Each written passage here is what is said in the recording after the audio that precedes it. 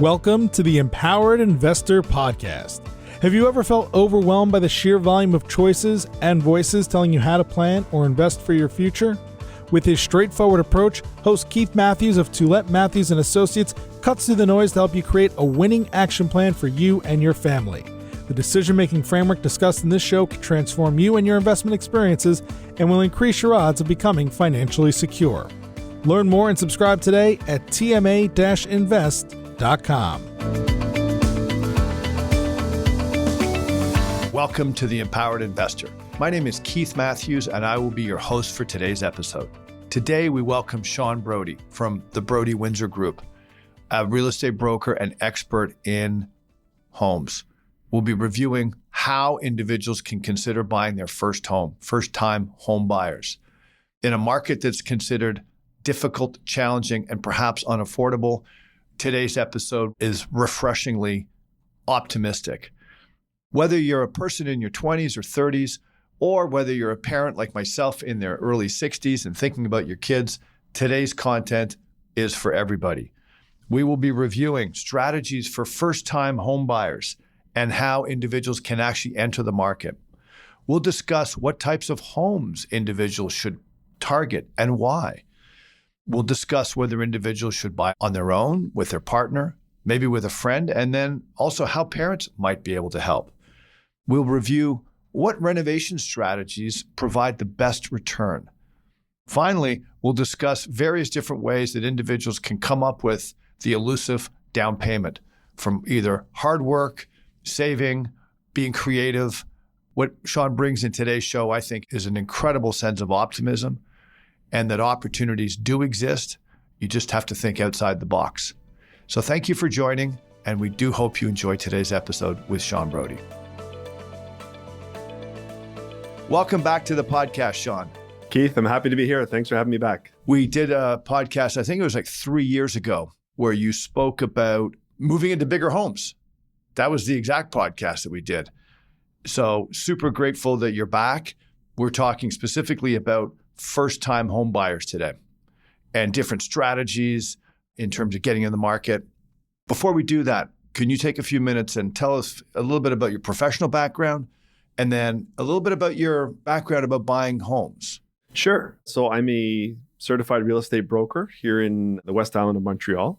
I've been practicing since 2000. So this is coming up on my 25th year in real estate.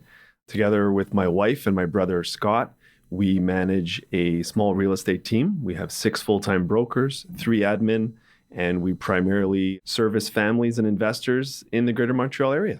Well, fantastic. You've got a tremendous background on the professional side. Talk about your personal side now for a sec. The last time I spoke, I think you had said you owned 9 homes over the last 20 odd years. That's a lot of homes. It is. I got into the real estate market as a young man. I think it was my second year after getting my real estate license. I was renting at the time with my brother, and my girlfriend and I started to get serious. At the time, she was also a real estate broker, and we said to ourselves, it doesn't make sense to be renting here. Why don't we look at trying to buy a property? So that was 2001, bought our first little starter bungalow, and I then slowly decided that I was going to climb the property ladder. Kind of fell into it. It wasn't an initial strategy of mine, but it worked out very well. And so I kind of developed a system, if you will, of how I slowly moved up the property ladder, starting from a little $116,000 bungalow in the suburbs and gradually worked my way up to the home we're living in now that we built from scratch. And it's been a great experience. And we're not talking owning 9 different properties at the same time. We're talking about owning 9 homes that you've lived in. You've bought your first starter home, you'd fix it up, and then 2 or 3 years later, you'd buy your next home, and so on and so forth. Exactly. Every couple of years, 2, 3. The longest I ever stayed in a home was 5 years. I would buy a property, optimize it. I like to use the term optimize. So I would find something that maybe needed a little bit of TLC, a little bit of fixing up.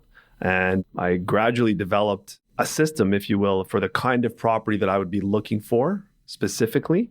And I would target those kind of properties, and then I would move in, live for a few years, and then resell and do the whole process over again. Wow. Well, this is definitely going to be woven throughout today's episode. your history and your experience, because the topic is how do individuals break into the market and how do they buy that first home? And then what do they do with it? And what types of homes should they be looking for? So let's open up the conversation now and get into what is a difficult market for many to consider jumping into. There's so much press about homes being unaffordable in Canada for the younger generation, but there still are opportunities. Maybe tougher to do in some cities, but again, the strategies you're going to talk about, I think, are applicable for young Canadians across the country. Yeah, absolutely, Keith. I mean, it's a different landscape than it was for me 23 years ago. It's much more challenging now, as you mentioned, and everyone's well aware, the price of real estate in Canada has skyrocketed. So it's very tough for people to get into the market. But looking back at when I started, it was the same. I didn't have any money. I just started a new career. So you're trying to figure out, how can I get into the market? And I wanted to get in sooner rather than later and start to build that equity. So you're absolutely right. Trying to get into major markets across Canada, big cities like Toronto and Vancouver, extremely challenging. Unless you have significant financial resources, I think a lot of those areas are unattainable. And it's become the same, I think, in most major cities. If you're looking at property around the downtown core or desirable areas, they've become unaffordable for first-time home buyers. So when I jumped into my first property, I was able to buy a detached bungalow. For many people today, that's just not a reality. They're going to have to start with something much smaller and maybe much further out in terms of secondary locations. So by secondary location, maybe you're going further out in the suburbs, maybe you're moving a little bit out of the city, or maybe even you're looking at other markets in other provinces that are much more affordable. And perhaps you decide that you're going to get into a starter home and you're going to make some compromises, and then you're going to climb your way up. So let's talk about that starter home. Everybody knows what the concept is. It goes back for decades. It typically was that home that you started your home buying experience. It was typically individuals that were young, possibly married, possibly even having their first child. So now it looks a little different. You're seeing people without kids, even single individuals looking to buy into property. What does that look like, the starter home? Can it give us an idea of the feel? Sure. I think it's different for everybody. And I think it depends on your income level, your geographic location, your particular situation in life. As you said, there are a lot of young people now, single young people, and particularly the biggest demographic we've seen in terms of an increase of single people buying homes is women. We're seeing a lot more single women getting into the real estate market much earlier and at a much faster rate than they used to. So I think people are realizing that they want to diversify their investments, and real estate is a big part of that. And with the price of rent now in some of the major markets, and we're experiencing this very much in Montreal, and I know a lot of the other major cities in Canada, people are looking at the numbers and saying, hey, the rents are so high that I think I'm going to accelerate my strategy. And rather than renting for 2, 3, 4, 5 years after university, I want to get into property and buy something and start to build that equity sooner rather than later. So a first-time home for some people might be a small detached bungalow in a secondary market. It might be a condo. It might be a duplex or a threeplex that they're buying with a friend or a sibling to get into the market. Or it might be a detached home if they've got those financial means. If they're partnered up, they've got a spouse or a life partner, and they've got 2 good jobs and great income, they may be able to jump right into a more larger, perhaps detached home closer to the city. So I think the definition of a first-time home is very wide, and it depends on your particular situation. Oh, well said. Well said. So what were the ideal conditions that you look for? Let's piggyback off your personal experience. So if I'm a first-time buyer and you were to give me guidance, what would you say to look for? Sure. Well, I think the principles that I came to use to qualify a home that was, to me, a good investment apply not only to detached homes, but they would apply to a townhome, a semi-detached home. They might even apply to a duplex or a threeplex, and they would even apply to a condo. I specifically looked for properties that I felt I could improve without investing a ton of money. So typically those were homes that maybe needed cosmetic updates. I really wanted to stay away from the classic money pit. I didn't want to buy a home that needed major structural work. I didn't want to buy homes that required major investment in terms of what I call systems, things like a roof, windows, furnace, the non-sexy stuff, right? I wanted to get in there and buy a home that needed cosmetic things like maybe a new bathroom, maybe a new kitchen, maybe the hardwood floors were covered by 1960s wall to wall and there was beautiful pristine oak under there, and I realized that I could pull up the carpets, sand the floors. Maybe I could just give the house a facelift. My first one wasn't major at all. Really what we did is we went in there with paint, and we did a bathroom where we didn't even gut the thing. We just put in, a new vanity, a new toilet, and some new fixtures, and painted the house. And then we were very intentional on decorating the home and increasing the value of it, so that when the time came for us to sell, and we stayed for a couple of years, we turned around and sold it. We made a small profit. We're not talking $100,000 here. We're talking made a few $1,000s. We were able to increase the equity. We'd paid down the mortgage a little bit that first 2 years, took that money, and then we were able to climb the property ladder, buy a little bit bigger one, and then just continued that. And as I sort of gained experience, maybe I took on a little bit more in projects. The second one, we did a full bathroom gut. The third one, I did a bathroom, a full floor sanding, and I did a full kitchen renovation. So I sort of slowly got into this. I sort of thought, walk before you run, gain the experience. And as we started to climb up the property ladder, we were able to get into bigger homes, a little bit more expensive homes, homes in better locations. And, looking back now 20 years, it was really just a linear climb. And then I got to a point where the equity had built up. And rather than just selling the home after 2 years, I decided, with the help of my mortgage professional at the time, the guy that I'd worked with our clients, he said, hey, maybe you should think about turning some of these into a revenue property. So that's where we sort of changed the strategy a little bit, looked at the numbers and said, maybe we can refinance the property, pull out enough equity to buy the next house, and turn the property into a rental property. So that was much further in my journey. But I think these are sort of out of the box concepts that people maybe want to think about if that's something that appeals to them. That's a hell of a journey. It's a lot of renovating, Sean. It is. Over the years. But I enjoyed it, Keith. It's not for everybody. And I'm the first to say that. Not everybody wants to move every 2-3 years.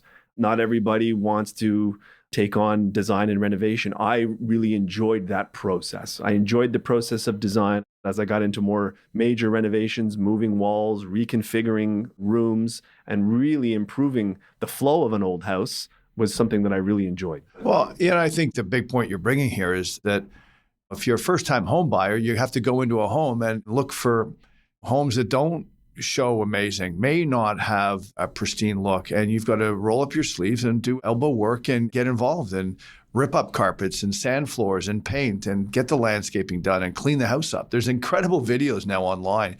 I'm a gardener. I love gardening, and I see these videos where somebody goes in with a whippersnapper and cleans up an entire backyard, and the place looks like a jungle.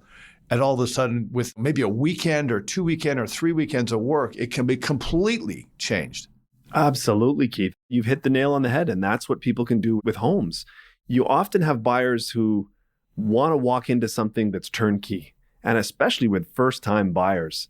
It's like champagne taste on a beer budget. And I often have to sit down with them and say, look, what's the goal here and what's your budget? And these things have to align. And walking into a property that maybe has 3 bedrooms in a prime location near the city that's all renovated and turnkey, that's just not a reality. So by coaching people to maybe lower their expectations with a goal that we're going to get there one day, and it's not free money. Like you said, there is sweat equity involved. I was working after work in the evenings. I would spend my weekends. I was there managing the renovation. If I wasn't doing the work personally, I was helping the guy. I would be the assistant. He'd be demolishing, I'd be putting the stuff in the dumpster, all that kind of stuff. So by putting some sweat equity in, you're really going to reduce the cost of renovations. Hiring someone to do the whole thing turnkey, very expensive. Yeah. My wife and I had the good fortune of being able to buy a cottage 30 years ago. It wasn't expensive, but I spent the first 6 months working Saturday and Sunday every single weekend, and you're just exhausted. However, it did allow us the opportunity to take on that property in a time where cash was a little bit tighter, and then we rented the cottage for the next 3 years. Didn't even stay in it. And then 5 years later, we had a place that we were able to really enjoy and take our family on the weekends all through winter and summer.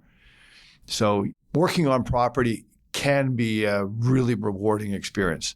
It has been for me extremely rewarding. So are there better times in the year to be looking for these properties? Absolutely. The busy spring market, when you are going to have the majority of buyers out there looking, so there's going to be much more buyer competition. It usually gets going in mid-January and it goes right through the summer and into Labor Day. The hottest market is probably January to June.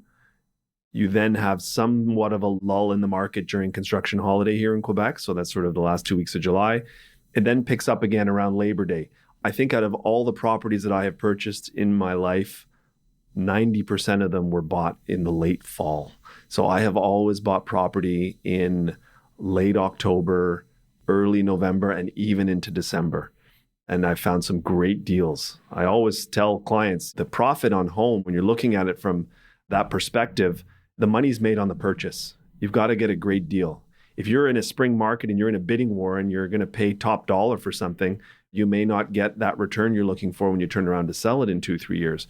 So I've always looked for the fall. The reason why, Keith, is that less buyer competition. And I've looked for homes that have been sitting around on the market for a while. Can you actually find that in today's market? Homes sitting around for a while? Absolutely. We come across them all the time. You've got vendors out there who, for one reason or another, may have overpriced their home. We see a lot of that. Speculative pricing. So the home is sat on the market for 2, 3, 4, 5, 6, 8, 10 months. Maybe they've had an offer that didn't work out and they've now reduced their price. So I've always looked for that type of property. I've looked for basically a seller that has been on the market for a long time and is very motivated. And so in November, December, particularly if it's vacant, if they've moved out, I think 3 or 4 of the homes I bought were vacant, where they've moved out already. It doesn't show well. They're looking at the prospect of having to heat it, insure it, and maintain it over the winter. And I've gone in November or December and said, I'll take the house in 30 days. But boy, I got a good deal on the price. That makes total sense. So the 3 pieces that you've brought right now are find a home with great bones, be prepared to renovate, superficial renovations, not big mechanical, if possible, and buy late fall. Yeah. Okay, those are 3 great points. What else? What else comes to mind when you think about what is ideal for first-time home buyers? Well, I think there's some other really creative strategies that are not on a lot of people's radar. We're sitting down with clients now who are looking at the market and saying, how can we get into the market in a more creative way? And so there are some other strategies. So it might be partnering with somebody, particularly people who are single, who don't have that spouse, who are trying to do it on their own. We had clients recently this year that the 2 siblings came in and they were thinking of buying properties separately. And after our meeting decided, hey, maybe for our first one, we'll pool our resources and buy something together. And then one of them had a boyfriend who was in the trades. And well, there you go. You've got someone who can help you do some fixing up. So they went from wanting to buy turnkey separate condos to saying, hey, why don't we partner together, buy a little detached home that needs some work and stay in it for a couple of years. And then we'll sell it. And then maybe at that point, we've got enough equity and enough, maybe the salaries increased by then, they can go and buy each their own separate home. So there's that. There's partnering. Then there's maybe looking at the Plex market. So maybe you go in and you partner with somebody. You don't necessarily have to live together. You could say, I'm going to take the main floor. My friend or my brother or my sister is going to take the middle unit, and we're going to rent out the third unit to help offset the cost of the mortgage. And so then the bank will take that into consideration, that the third unit is a rental property. So that might help you get into the market. Well, it's interesting. Buying duplexes in Canada was the classic immigrant story. You go back into the 1950s and 60s and 70s when European immigrants or immigrants from anywhere in the world came to Canadian cities. They liked the duplex. They couldn't afford the full semi-detached or detached home, but they could afford the duplex and renting a unit or 2. So that's a great comparison. Yeah, I think that still holds true today. I think the duplex is a great way to get into the market. And then at some point, if you decide, okay, we've stayed there, and if you've occupied 1 or 2 of those Plex units, you can do the same thing. You can get something that maybe needs some cosmetic fix-ups, optimize it. You're going to put in durable, less expensive materials, thinking that, hey, maybe I'm not going to sell this property. I'm going to now move out. I'm going to refinance, pull my equity, and I'm going to now turn it into a 3-plex rental. And I think that's a great way, if the means and the numbers work out, great way to start your first property. Yeah, we're going to come back to this whole financial side of acquiring a property through partnering, through renting rooms, a whole bunch of different things. I want to come back for a sec to the types of renovations that you think are the best to do. So if I list what gives you the best return: paint, superficial, landscaping, kitchens, bathrooms, structure. How would you rate those in terms of what you should do for the best return on your renovation investment dollar? Well, I think you were pretty good there with your list. Paint, number one, always has been. So fresh coat of paint makes a huge difference, and the return on the investment is usually more than what you put in, can be as much as 200%. But if you're looking at the whole landscape of the home, if you will, there's other things like you talked about. Landscaping is a big one, curb appeal. And sometimes that's just clearing out overgrown bushes and making the front of the house look nice, painting the front door. Kitchens, I might stay away from a full kitchen gut job, but I might do what we call a kitchen update. So I'm going to change the countertop, put a new backsplash in, put new appliances in there that you're going to take with you when you sell. Typical in Quebec. Other provinces, the appliances usually stay. But again, what you're doing is you're making the kitchen look much more attractive. And maybe if you've got wood cabinetry and it looks dated and it's the old colors, but it's solid 1970 wood. oak? Yeah, I did that. I had a whole kitchen painted to a creamy color. And maybe the oak now, you're refinishing it to make it look like white oak. And there's a million different videos on YouTube and Instagram. So all this kind of stuff you can do on a budget, especially when you're in a resale market where you're going to be selling it to the next generation of first-time home buyer, and they're not expecting a $100,000 kitchen. They want to come in, they want something that looks nice, and they're going to pay for that. And so I think those are really smart moves. So floors, if they've got hardwood floors, sanding and refinishing floors, great return on investment. Bathrooms, kitchen, and paint and floors. And then the last piece would be the landscaping outside. Those are your big ones. Those are your best return on investments. That's a great list. And what's your general impression of the first-time buyers that you might have worked with? I know that you work with a whole series of property owners. Are most young people open to fix-it-uppers, or are they closed to it? Do you have a sense? Yes. Typically, they are not very open to it. Why is that? Well, I just think they're worried about getting into doing major work. They've heard horror stories about fixer-upper homes a la Money Pit. They don't want to get into something where they're above their skill level. They don't understand renovation. They don't know renovation. Some of them don't even know how to put a nail in the wall. So for them, it's very intimidating. And so often their vision of their first home is a turnkey, beautiful space, nicer than what they were renting. And so it's often an education where we're taking time, we're slowly educating them, slowly bringing them to homes, showing them before and after pictures of somebody who's done it. You need a TV show. You need to put a TV show together and a visual show, and you have a great YouTube station.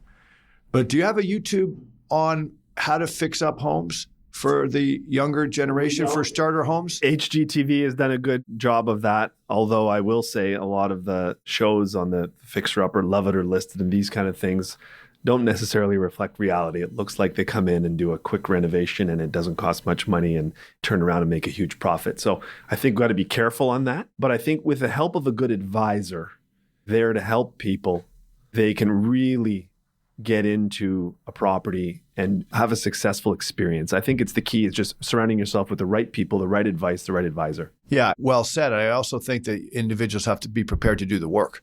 So if you've got a regular job that's taking up, call it a 5-day-a-week job, if you're going to go down this path of getting into the property market, fixing things up, you've got to be prepared to work on the weekend. And sometimes that weekend might last for a year. And then you'll have an amazingly different spot. It'll be fixed, it'll be updated, it'll feel great, and it'll be an investment. Absolutely. And then decorating it. That's a huge part of it that people overlook. It's not just the kitchen and the bathroom. It's furnishing it and making it look really inviting for when you do put it on the market. Buyers walk through there and people underestimate how much what we call staging and decor increases the value of a property. And so that can be done very strategically. And that stuff, don't forget, if you move, that's all going to come with you. The furniture is not going to be included. The curtains you can take with you. So if you're very strategic about how you present a property and start to really educate yourself during this journey on design and decor, and that's what I did. I really started to pay attention to what the trends were and of course, being in the business, I got to see a lot of homes, which was a benefit for me. And I got to see what buyers really liked. But that information is widely available now. And so I think that's another part of the puzzle that is often overlooked is you can do this on a budget now. There are tutorials on Instagram and YouTube, as we talked about, not just for renovating homes, but also for furniture refinishing and decorating and doing the expensive look on a budget. All the stuff you can get on Amazon now that looks like high-end stuff. So there's all kinds of different things you can do. Great strategies. And I see some young people who execute it beautifully. Okay. Well, that's amazing to hear. Let's take a moment now and actually figure out some locations within Montreal. Now, our audience is across the country, so we can't go city by city, but let's take a moment in Montreal. What areas, either on the island or off the island, do you think are really great and ripe for first-time home buyers? And it might be they've got slightly older homes, and a lot of homes that come up, it's an older generation that's selling it. They may not be renovated. So exactly the types of homes you're talking about. So let's talk about some specific locations.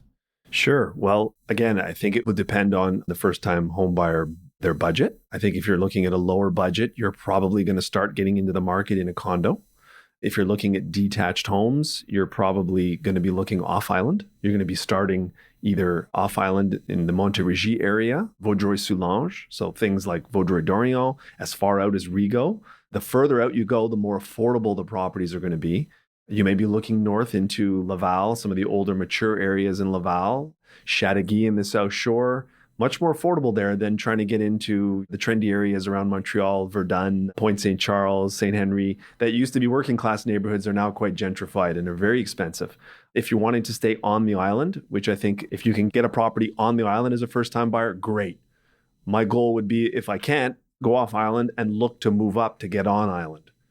Because I think Montreal, there's no more land left really for construction. It's an island. And I think there's a premium for being on the island and avoiding having to go over bridges to get on the island. So your less expensive areas on the island, you've got the West Island where we live. You've got less expensive areas like Pierrefonds. And then you've got the more expensive areas along the water like Beaconsfield, Pointe Claire. Those might be your goal down the road to move into those areas. But those areas like Beaconsfield, Baie-d'Urfé, Pointe Claire, Dorval, all have starter home locations. Yeah. There are small bungalows in all of these locations. All of these locations. Some of them are going to be a bit more expensive. You mentioned LaSalle for sure. You meant Dorval for sure has a ton of homes that are probably ready to be sold by an older generation that bought them in the 50s and 60s. There's a huge amount of these homes that the baby boomers are now going to be selling. You got an aging population that's going to be moving into the retirement homes, freeing up this inventory. And there's a ton of these little starter bungalows where they've been well maintained, but they're a time warp. You walk in and the inside decorating is 1950s. And then you mentioned LaSalle and you mentioned Dorval and Pierrefonds and even Saint-Anne-de-Bellevue. These areas all have the plexes, the duplexes, the threeplexes, fourplexes. So great areas there, opportunities to get in with partners and buy a duplex. Yeah, those are all great places to get into. One of the things I've noticed is within our client base, when we talk to our baby boomer age client base about how long they wish to live in their home, or even older than baby, like say in mid to late 70s.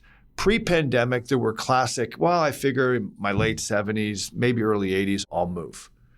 And I'll downsize out of my home, I'll sell my home, and I'll go into an apartment or maybe some sort of transition environment. And then the pandemic hit. And for that few years during that pandemic, we used to hear, I will never move out of my home.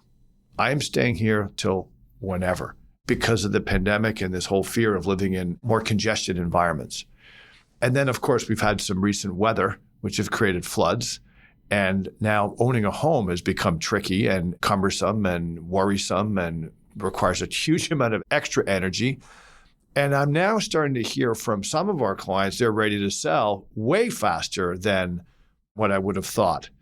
And a lot of that was flood related. They're just like, I'm done. I don't like owning homes anymore. And so I do think we're going to see an opening up of individuals selling their properties. We're seeing the same thing, Keith, in our practice. We're seeing a lot of seniors who are calling up saying, I was going to stay here until I'm 85, and they've just been through a flood and an ice storm, and they're like, you know what? We've had it. We're ready for a condo. We want to get off the main floor. And so, yeah, I agree. I think there's going to be a lot more of this inventory that's going to free up, which is a good thing. Yeah, and flooded homes can be retrofitted and they can be improved dramatically. As you know, I went through a personal flood on our home, the home that we're selling, and we refitted it, we gutted it, we changed it, we brought in new infrastructure. I mean, this home, I think the basement is now incredibly advanced compared to what it used to be. And so ultimately, homes can be remodeled. Absolutely. And that's what we're really talking about from a first-time buyer's perspective.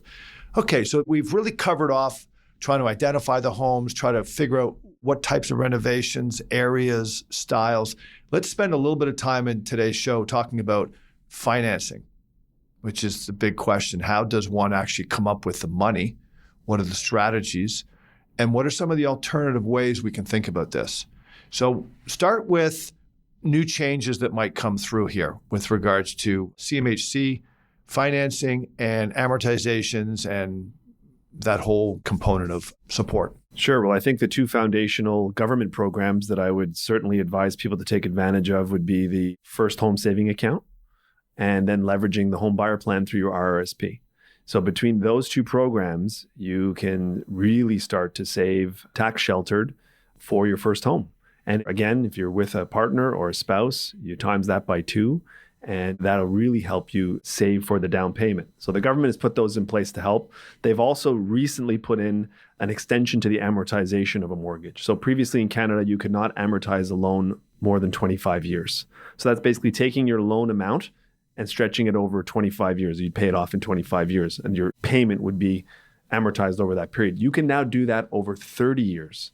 So this will, again, lower your monthly mortgage payment. Now, would I suggest somebody take a 30-year amortization and do that for the next 30 years that they're going to be in the real estate market, or 40 years? No. It's a great tool when you're getting into the market. I would say if you're getting into the market and your intention is to then get a little bit better salary as you get a little bit older, or maybe move up to a bigger home, a move up property, then maybe reduce the amortization back to 25 or 20 years, because you're going to be paying more interest, of course, over the term of the mortgage, the lifetime of the mortgage. But I think it's a great way to help young people deal with cash flow, because that's what it is right now. Everything's so expensive. Home insurance, property taxes, mortgage interest. The onus on home buyers with all of these expenses makes it very difficult. So the amortization is going to help. And then getting into the market, the bank has got a stress test in place, which I think is a great program. So people have to qualify at a much higher interest rate than what they're actually going to be getting.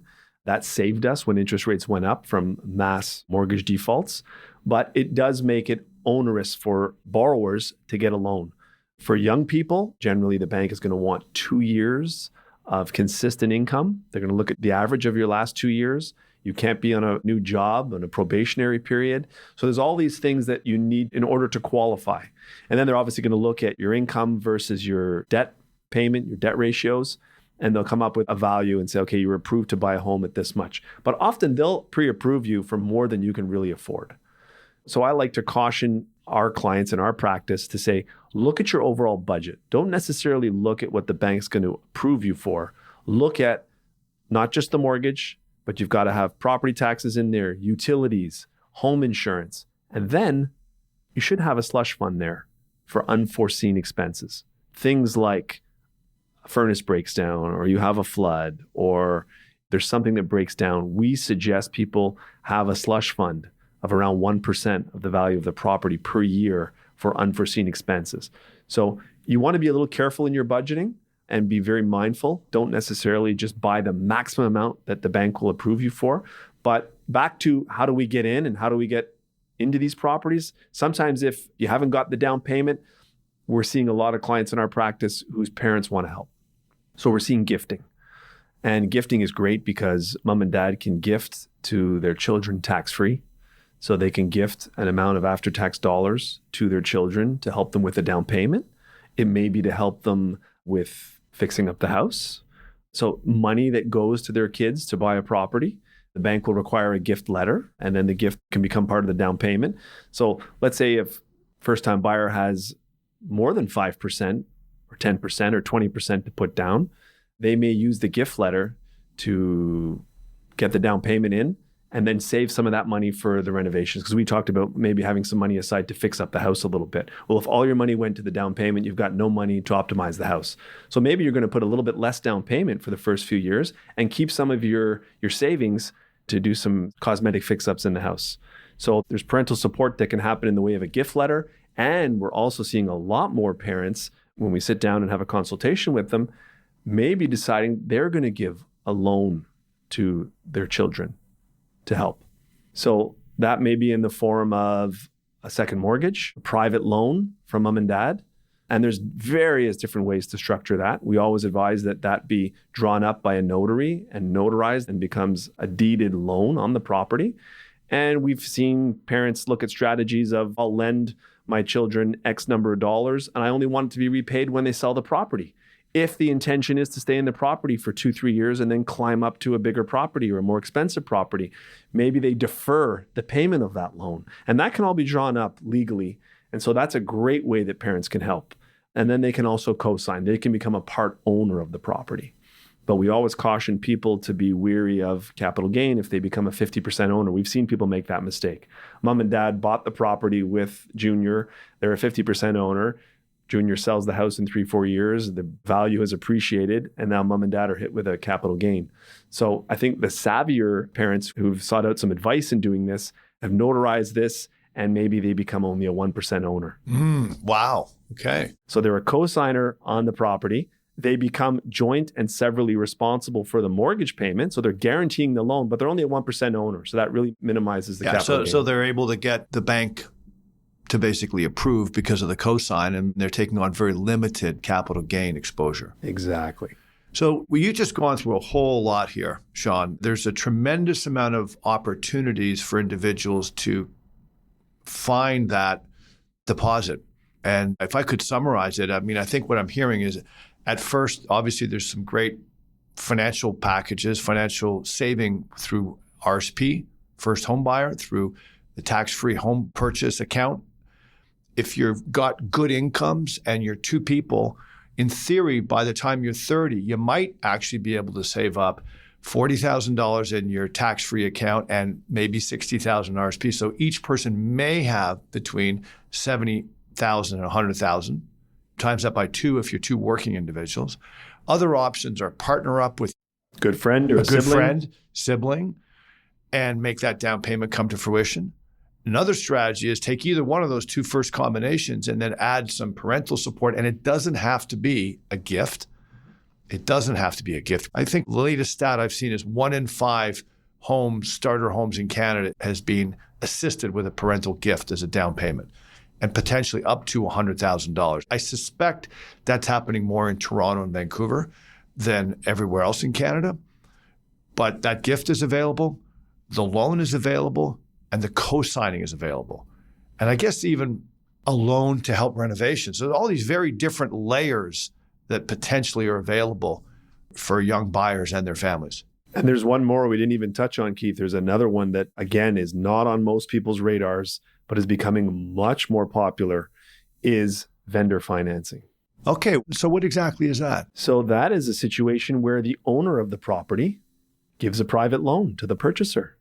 And it's not something that was done when interest rates were 1.8 or 2%. We didn't see it, but it's becoming more and more popular. So let's say we've got your senior who's ready to move into a retirement home or downsize to a condo. They've got the big family home, or maybe they're moving from a starter little bungalow. So this could apply to a move-up buyer buying a bigger home, or it could be a condo, could be a small home. If the owner doesn't necessarily need all the money right away, they may decide to loan a portion of the value of the property to the purchaser. And again, just like with a parent, this can all be notarized. This can all be done legally so that everybody's protected. And the owner of the property basically gives a loan to the purchaser. So you don't have to go through the bank approval. And the interest rate can be negotiated. It might be something equal to what they're getting in their investments, GCIs, whatever. But I would assume that buyer who's asking for vendor financing would be ranked way down the list in terms of preference from a seller's perspective. I mean, I wouldn't think that would be the ultimate way to sell your property.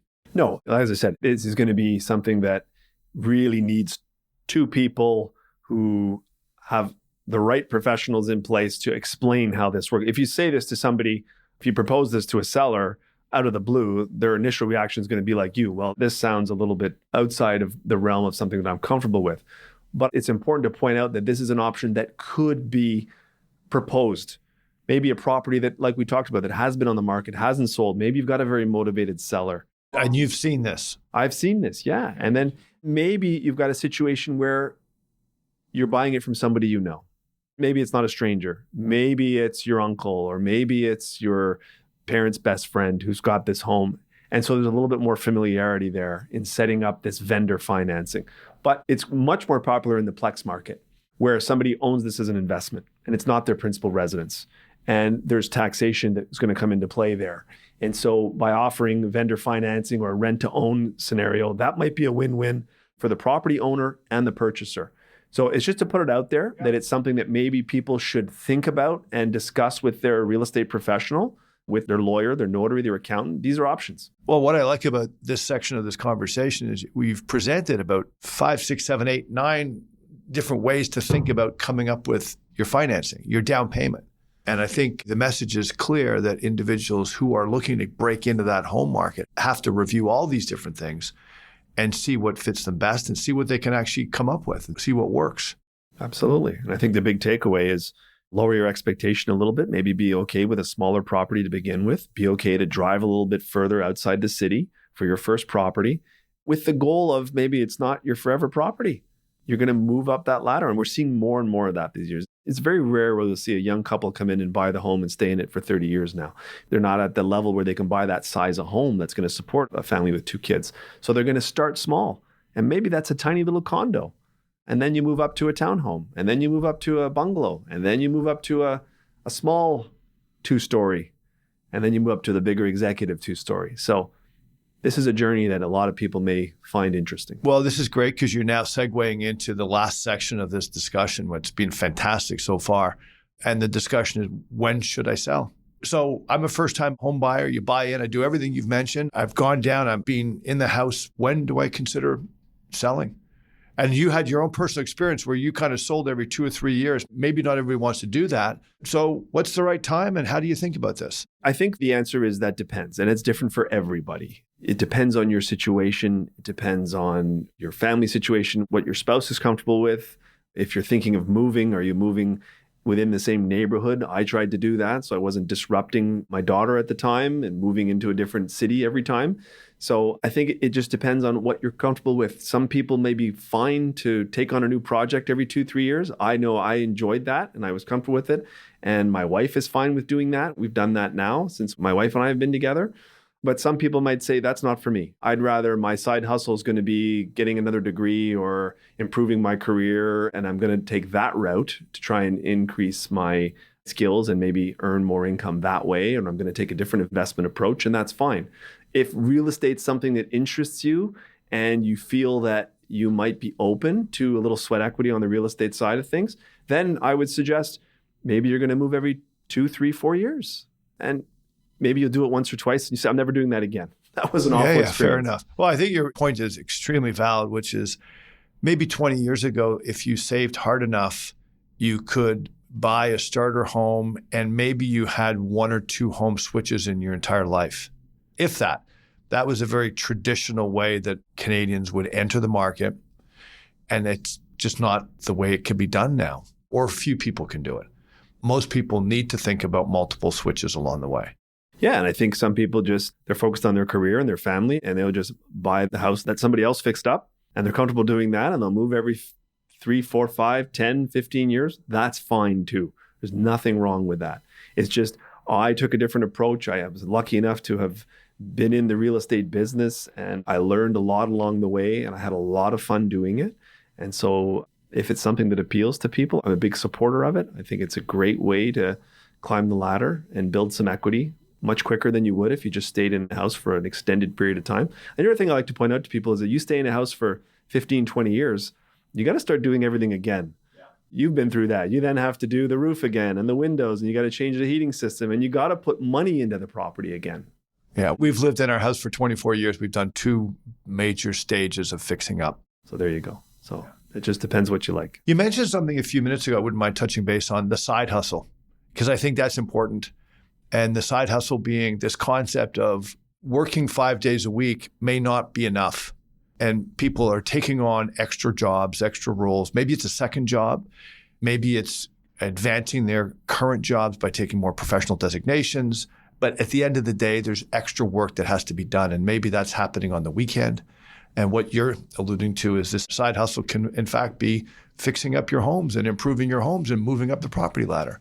Yeah, I think so. I mean, we're lucky in Canada that your principal residence is exempt from taxation. So as long as you stay in it for, the rule now is minimum 2 years, you can't be doing this as a business. If you start doing this every year and you're house flipping, the government's going to look at it as a business. But if you're simply moving up the property ladder gradually and doing it every 3-4 years, that's perfectly fine. And you're able to really build that equity. So I think it's something that it's a nice way to take advantage of that. And if you enjoy renovating and you enjoy that process, so much the better. So I hear a lot of optimism in the way you describe this, and a lot of hope for young Canadians who are trying to figure out, in a world where they think that it's just not affordable, that we got to be creative here. Yeah. You got to work hard, got to work extra hard, and then you got to find creative ways to do things. Yeah. And just get in the market sooner than later, I think. Get in there and start small. Okay. We're wrapping up now. So a couple minutes of your parting words. It's been a great show so far. Lots to learn. I think very inspiring.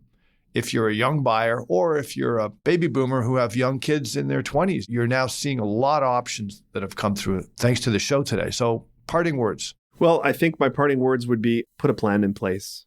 Think about this, think it through, think about what your goals are, think about what kind of strategy you're going to put in place. And then I think, like anything, you want to leverage the right people around you to help you with this. So as a first-time buyer, your parents may not be savvy around doing this kind of thing. So I would say it would be a good idea to get a really experienced and savvy real estate professional to help you on the real estate side.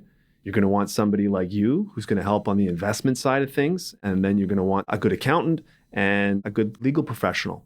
And when you get yourself surrounded with the right professionals that are going to help and support you, you're going to avoid making big mistakes. And we see big mistakes a lot. But if you put a plan in place, you're intentional about it, you do your homework, and you're patient, I think that's the big takeaway, is it doesn't happen overnight.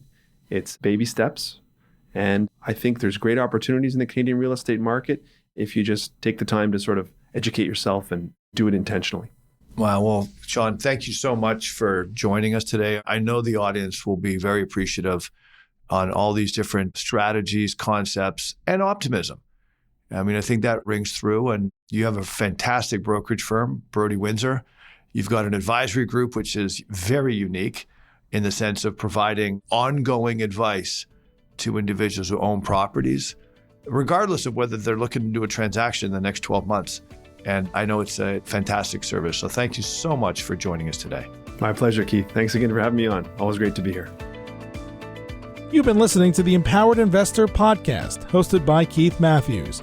Please visit tma-invest.com to subscribe to this podcast, learn more about how his firm helps Canadian investors, or to request a complimentary copy of The Empowered Investor.